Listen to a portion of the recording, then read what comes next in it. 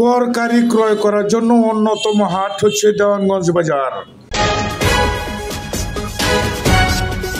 J TV, জনতার TV. এই হাট বসে প্রতি শুক্র ও মঙ্গলবার। কত করিয়া? 60 টাকা কেজি। 60 টাকা কেজি। 90 টাকা। সাদা বেগুন 60 টাকা কেজি। 80 টাকা। আলু 80 টাকা। রসুন 240। 240। আদা 200 টাকা কেজি। টমেটো টমেটো 110 টাকা। কাঁচামরিচ 80 টাকা কেজি। 10 টাকা মোটা। পিস